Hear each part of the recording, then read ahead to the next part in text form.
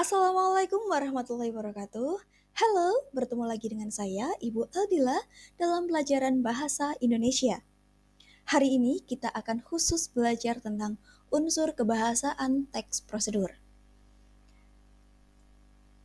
Nah, anak-anak semuanya, teks prosedur sama dengan teks yang lainnya, yaitu memiliki ciri khas kebahasaan sendiri.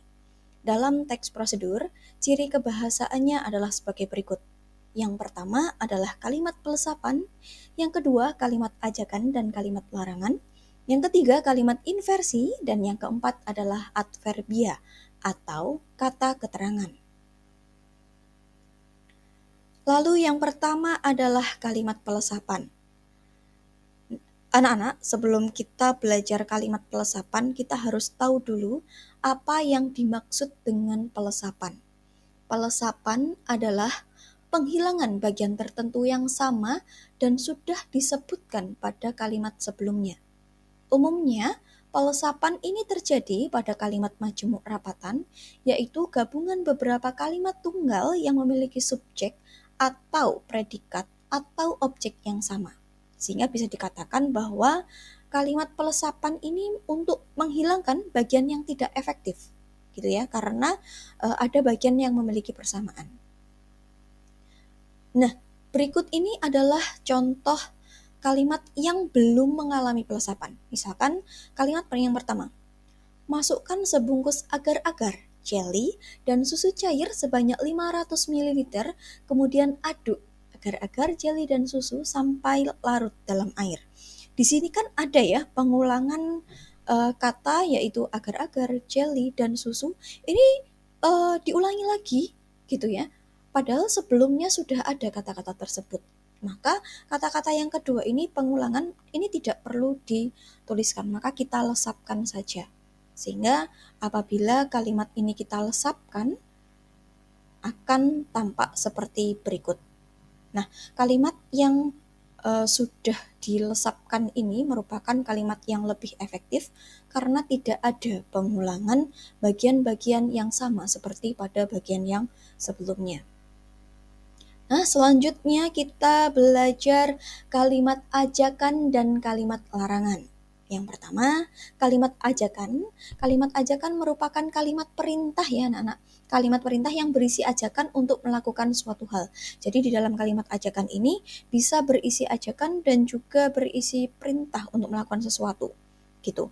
Lalu kalimat larangan merupakan kalimat yang berisi larangan untuk melakukan sesuatu. Contohnya seperti ini. Dapatkah kalian menemukan perbedaan kalimat pada kolom kiri dan kolom kanan?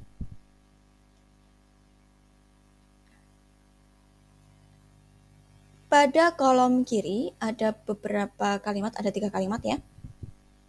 Makanlah makanan utama sebanyak 3 kali sehari.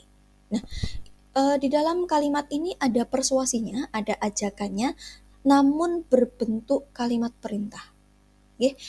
Makanlah makanan utama sebanyak 3 kali sehari. Di sini ada ajakan atau perintahnya. Berbeda dengan kalimat pada kolom sebelah kanan. Hindari makanan cepat saji untuk tubuh yang lebih sehat. Di sini ada larangannya, yaitu tampak pada kata hindari. Nah, sama seperti pada contoh yang lainnya, makanlah, tiriskan, yuk itu merupakan ciri-ciri dari kata ajakan. Berbeda dengan kata hindari, jangan, dan dilarang merupakan ciri-ciri dari kalimat larangan. Nah, bisa kalian lihat di sini ya. Untuk kalimat pada kolom kiri merupakan kalimat ajakan, sedangkan kalimat pada kolom sebelah kanan merupakan kalimat larangan. Baik, yang selanjutnya kita akan belajar tentang kalimat inversi. Pernahkah kalian mendengar kata inversi sebelumnya? Apabila belum pernah mendengarnya, yuk kita kenalan dulu dengan inversi. Kalimat inversi adalah kalimat yang predikatnya mendahului subjek dan berfungsi untuk menegaskan makna dari kalimat tersebut. Sehingga apabila kalimat pada umumnya itu urutannya subjek, predikat, objek, berbeda dengan kalimat inversi. Kebalikannya, kalau kalimat inversi predikatnya ada di awal kalimat, yaitu predikatnya mendahului subjek. Berikut adalah contohnya. Berikut contohnya ya. Kalimat perintah dapat berpola inversi. Jadi kalimat perintah itu polanya seperti kalimat inversi karena kalimatnya diawali dengan predikat lalu subjek. Seperti ini contohnya. Peganglah pinggiran kursi. Peganglah di situ kan kata kerja ya, merupakan predikat. Sedangkan pinggiran kursi di sini berfungsi sebagai subjek. Nah, karena predikatnya berada di awal dan diikuti oleh subjek, maka kalimat ini merupakan contoh kalimat inversi. Akhir kalimat dalam kalimat ajakan atau perintah itu bisa diakhiri dengan partikel lah atau kan. Nah, kalimat perintah dan kalimat ajakan itu pada umumnya merupakan kalimat inversi ini. Nah, ini contohnya untuk perbedaan kalimat biasa dan kalimat inversi. Kalau kalimat biasa urutannya subjek, predikat, lalu objek dengan subjek di awal kalimat. Sedangkan kalimat inversi, predikatnya berada di awal. Predikat, subjek, dan kebetulan di sini bukan objek ya, di sini adalah pelengkap. Sehingga sama saja pada intinya kalau predikatnya berada di awal, di depannya subjek, maka itu adalah kalimat inversi. Nah, selanjutnya adverbia atau kata keterangan. Kata keterangan adalah kelas kata yang memberikan keterangan kepada kata lain seperti kata kerja atau verba dan kata sifat atau adjektiva. Kata keterangan sendiri ada beberapa macam, ada kata keterangan cara, keterangan alat, kata keterangan tujuan, bahkan kata keterangan jumlah. Nah, yang pertama kata keterangan cara, di sini tampak ya, kalau kata keterangan cara maka kata keterangan di sini berfungsi sebagai cara, penunjuk cara. Contohnya, cucilah buah sampai bersih. Sampai bersih di sini adalah cara bagaimana mencuci buah. Maka kalimat ini menggunakan kata keterangan cara. Lalu yang selanjutnya kata keterangan alat. Seperti contoh, hancurkan semua bahan dengan blender atau mesin penghancur. Di sini kan ada alatnya ya, lalu ditambah dengan kata tugas di awalnya, dilengkapi dengan kata tugas, dengan blender, maka dengan blender atau mesin penghancur ini merupakan kata keterangan alat. Kenapa? Karena di sini dilengkapi dengan penjelasan alat apa yang digunakan. Lalu selanjutnya kata keterangan tujuan. Kata keterangan tujuan biasanya menggunakan kata untuk, supaya, atau agar.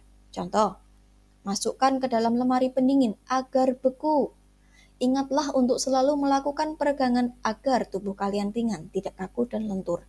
Di sini ada tujuan melakukan suatu kegiatan, maka di sini ada kata keterangan tujuannya. Ya, teks prosedur juga lazim menggunakan kata keterangan jumlah untuk membuat langkah-langkah jelas dan mudah diikuti. Contohnya, sisihkan buah cincang sebanyak 1 mangkuk. 1 mangkuk ya, maka itu adalah kata keterangan jumlah.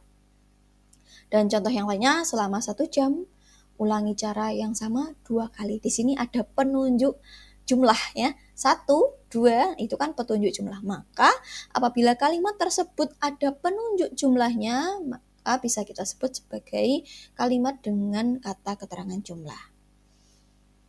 Baik, yang terakhir anak-anak, kesimpulan dapat kita simpulkan pelajaran kita bahwa dalam unsur kebahasaan teks prosedur ada 4 yang perlu kita pelajari, yakni adanya kalimat pelesapan, kalimat ajakan dan kalimat larangan, kalimat inversi, dan yang terakhir adalah adverbia atau kata keterangan. Cukup sekian penjelasan dari saya, semoga bermanfaat dan dapat digunakan untuk penulisan teks prosedur untuk kalian. Terima kasih. Sampai jumpa. Wassalamualaikum warahmatullahi wabarakatuh.